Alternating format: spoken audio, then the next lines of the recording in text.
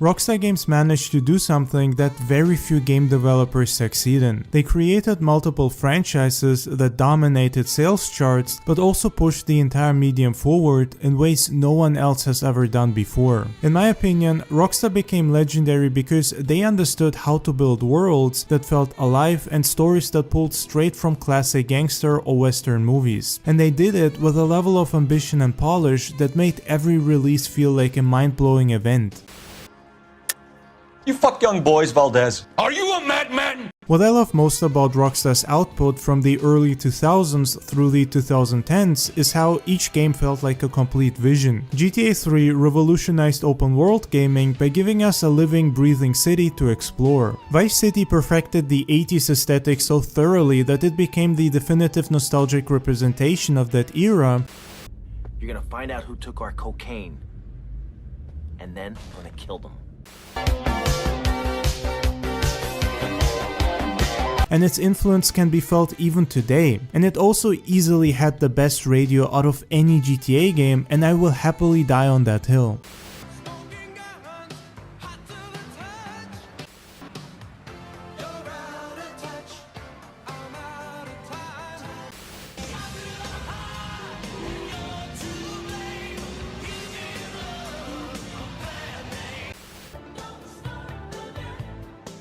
San Andreas was insanely ambitious, giving us an entire state to explore with multiple cities and endless activities. These games were cultural touchstones that people talked about for years, and we still keep talking about them.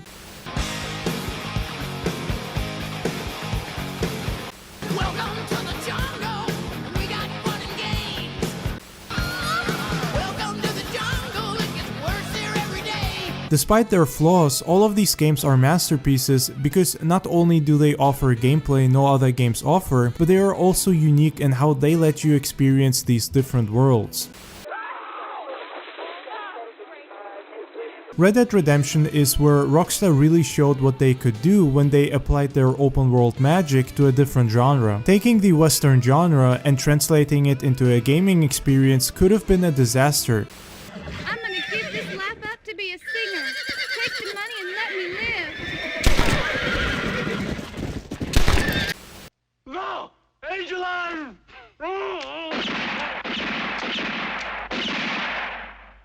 Especially since a lot of Wild West video games at the time were either pretty cringe or simply not that good. Instead, they created one of the most emotionally resonant games ever made. John Marston's journey from outlaw to family man to tragic hero hit harder than most movies. He became a legend, and there are very few characters in gaming that were written as well as John or had stories that were as tragic as his.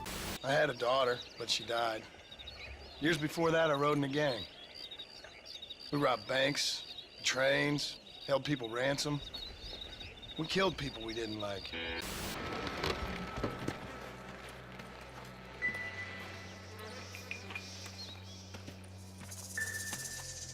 Holy sweet mother of mercy.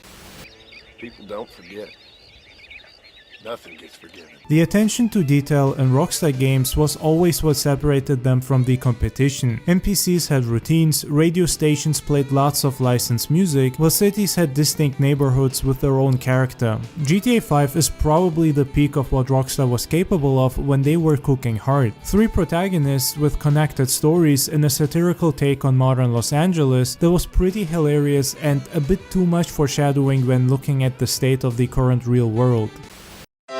Hi, I'm Jock Cranley, former Vinewood stuntman, actor, and now highly qualified candidate for governor. I hate immigrants, gays, the crippled. God, I really hate the crippled. I can't stand unions, cops, old ladies. The thing is, at least you know I'm a dick. Most people fall in love with a politician, and as soon as they are elected, they say, wow, this guy's an asshole. With me, you know from the beginning, I want to be your asshole. I used to be a stuntman and TV actor. I cannot understand policy at all. I need to reduce things to a really basic level. I'm perfect for higher office. Listen, the state of San Andreas is in big trouble. We've cared about people for far too long. I'm not extending a helping hand. I'm giving you all the finger. I will throttle the deficit just like I used to throttle bad guys. Vote for me, Jock Cranley. This message paid for by Jock Cranley for governor. With Red Dead Redemption 2, they took that ambition even further. The level of detail in that game is just insane. Rockstar built a prequel that somehow made the original game more tragic because you knew how it would all end. But somewhere between Red Dead 2's release and now, something shifted. Rockstar discovered that GTA Online was a money printer, and that discovery changed everything. Instead of moving on to the next project, they kept milking GTA 5 for over a decade. The game came out in 2013 on PlayStation 3 and Xbox 360. We're in 2026 now, and GTA 6 still hasn't been released. That's 13 years of re-releasing the same game across multiple console generations while focusing development on online content that's honestly mostly cheap and a waste of time. But now, man, you like this place, you're a shell. Go fuck yourself. Are you some kind of pure morally justifiable asshole? What, because you're totally psychotic, somehow it's okay? I'm honest, all right?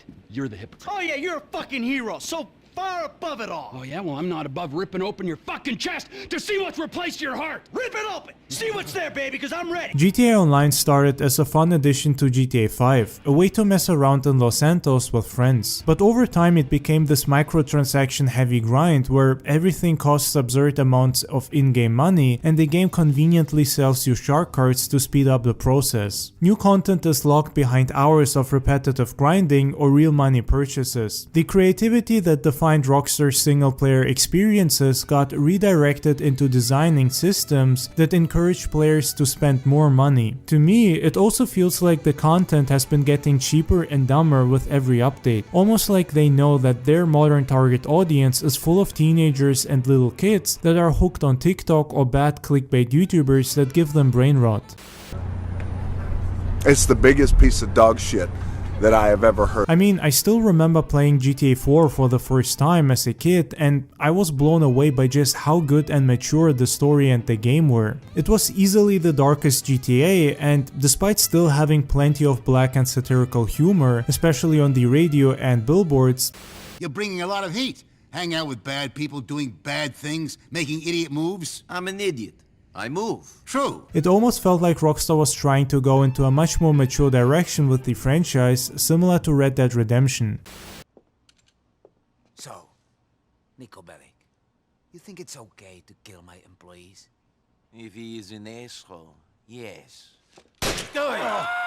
I agree. What's frustrating is that Rockstar still has the talent to make incredible games. Red Dead 2 proved they can deliver experiences that no other studio can match, but the business side has clearly taken over in ways that compromise the creative vision. The Rockstar that released all these classic games like Vice City, San Andreas, Red Dead Redemption, Bully, GTA 5 or GTA 4 felt like a studio that prioritized making great games above all else. The success was a byproduct of that quality. The passion is still there in the actual development teams. You can see it in every frame of Red Dead 2, but the corporate decisions are starting to overshadow the artistry. Sarcasm! And a room full of you cunts! I think about GTA 5 single player a lot. It's one of those games that came out at the perfect time, when open worlds still felt new, fresh, and weren't as overused as they are now. Back then, starting that story for the first time felt like stepping into something massive, especially after the weeks of waiting and the extreme hype that GTA 5 had. Why did I move here? I guess it was the weather. It's hard to explain, but the single player was special in ways that, in my opinion, online will never be. Despite its very sarcastic tone, there was still a great story here and something that made the game special. I have been playing the single player for a decade now, ever since the game came out, and I still keep finding new things or new lines of dialogue. It's insane to me. You don't even remember? We had sex in your car. This guy must be on drugs. His clothes are hideous. I can't believe it. You don't even remember. When I replay it now, I'm struck by how much care went into every detail. The radio ads, the little side conversations, the way the city changes depending on who you're playing as. It's all layered and deliberate. You can tell every inch of it was built by people who wanted to make something special. And it's wild to think that it's just sitting there now, gathering digital dust, while online servers are full of chaos. The writing in GTA 5 still holds up better than most games today. Michael struggling to find meaning in his shitty retirement, retirement, Trevor chasing a warped sense of loyalty, and Franklin trying to escape the cycle of violence he was born into. You ain't got no resale. Zilch. You only made 10 of these. Whoa, whoa, whoa! It's yours, man. Enjoy. I mean, that car's a bit flashy for my taste. Just take it and chill out. Be mellow. Relax. I'm just gonna get out of your way.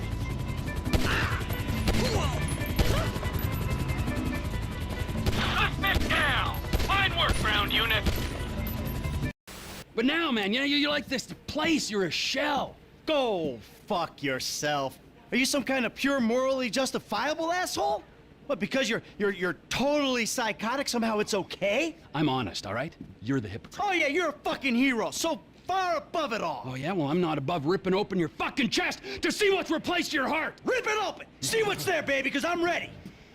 It's messy and sometimes darkly funny, but it's also grounded if you look past the satire. It feels like a story about people trying to survive in a world that's gone off the rails. You feel it when you're driving down those empty streets at night, the neon reflections on the car, the faint hum of a radio station playing something half forgotten. There's melancholy in it, that sense that no matter how big you make it, it's never enough. What makes it all sting a bit more is knowing that there were plans for more. Expansions, new stories, maybe new characters, all of it scrapped because the money was in shark cards. That's the part that really hurts, because you can tell how much potential there was. Red Dead Redemption got Undead Nightmare, GTA 4 got its spin-offs, but GTA 5's story just ended. I think that's why the single player will always be more important to me. It's timeless, it doesn't rely on updates or play accounts. It's there whenever you want to go back, frozen in time. It feels like a movie from another era, one that has become a cult classic, just like GTA 4, San Andreas, Vice City, or 3. Yes! Woo! Welcome back, man. It is the old you. I mean, the game was already massive long before it came out, and when it finally did get released, it blew everyone away. The city was alive, the characters were memorable and clearly iconic, and there was this cinematic quality to it that made it feel bigger than a game. To me, it was Rockstar doing what they did best, building a world that pulled you in and never let go. What kind of fucking animal do you take me for? No, I didn't kill him. Oh, fuck. But I did kidnap his wife. Oh, no! Just when I thought I was out, they pulled me back in. And then came GTA Online. At first it felt like a fun extension of the world we already loved, but slowly it started to take over everything. The story mode, with all of its attention to details and quality, got left behind. Everyone moved on to the chaos of the online world. And I get it, online has its moments. Flying cars, endless mayhem. GTA Online is definitely one of the best online experiences out there, and it's not surprising why it became so massive and popular. It almost did something impossible by basically becoming bigger than the main game itself. But it never had the same unique qualities as the single player. That part of GTA 5 and the franchise in general felt like art. I mean, despite the success of Online, I would still say that Rockstar's biggest strength and achievement is building single player experiences. GTA 5 would be nothing without its world and details, no matter how many over-the-top characters or stories they create. I can't guarantee no harm's gonna come to you. I might have to chop you up into little pieces before spraying your pulp mess down the drain, but I really hope it doesn't come to that. What I loved about the story mode was the pacing and freedom you had. You could sit on a hillside and watch the sun go down over Los Santos, listen to a song on the radio, and just soak in the world and its atmosphere. You could feel the personalities of Michael, Trevor, and Franklin rubbing up against each other. 3 different worlds colliding in one messy, brilliant story. It had that classic Rockstar tone, sarcastic, mean, over the top, but honest. And underneath all of the crime and chaos, it said something real about life. Sarcasm! And a room full of you cunts! The tragedy to me is that all of that got buried under the weight of GTA Online. Rockstar stopped talking about the story, the updates stopped, the rumors of single player DLC died out, and what we got instead were flying bikes, new currencies, and grind heavy missions that felt like chores. I don't blame people for loving Online, it's addictive and unpredictable and full of that instant dopamine hit, but it doesn't have that atmosphere and special something, that feeling of being inside a Hollywood gangster movie.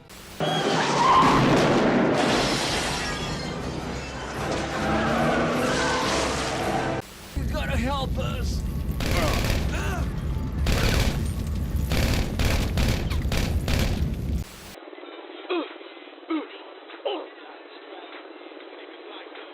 This